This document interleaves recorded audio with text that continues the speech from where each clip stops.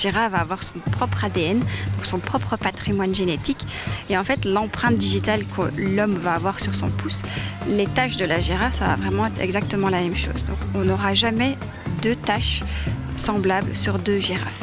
C'est une tache, une girafe.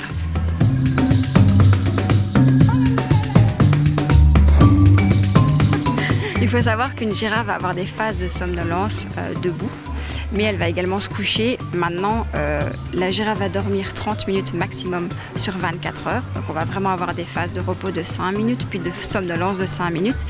On peut avoir une girafe qui va dormir ou se reposer couchée. Elle peut également ruminer couchée et elle peut tout simplement somnoler debout. Donc il va y avoir un petit peu toute une hiérarchie qui va se mettre en place. On va avoir des tours de sentinelle comme ce qu'on appelle. Donc certaines girafes vont veiller quand les autres vont tout simplement dormir couchées ou somnoler.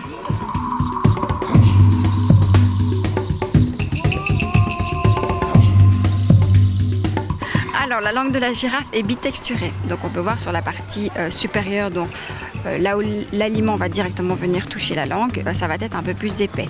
C'est tout simplement pour protéger la langue de la girafe. On sait que la girafe adore les acacias. L'arbre de l'acacia est connu pour avoir des épines qui vont quand même entre 5 et 7 cm. Maintenant ça peut manger des orties, ça peut manger des ronces et tout ça, donc ça va tout simplement protéger cette partie supérieure, et la partie inférieure, au contraire, elle est toute douce. Ça, c'est vraiment la particularité des Gigi. Oui, elle a une couleur particulière, cette langue. Oui, effectivement, elle est bleu-violacée, si je peux dire. Donc, c'est vraiment une protection contre le soleil, contre les coups de soleil, tout simplement. On sait que la girafe va passer entre 15 à 18 heures un petit peu à se déplacer et à manger. Donc, elle va devoir aller chercher les petites feuilles, si je peux dire. Et donc, la langue va être fatalement au contact du soleil, et ce qui permet un petit peu d'éviter d'avoir des coups de soleil sur cet organe.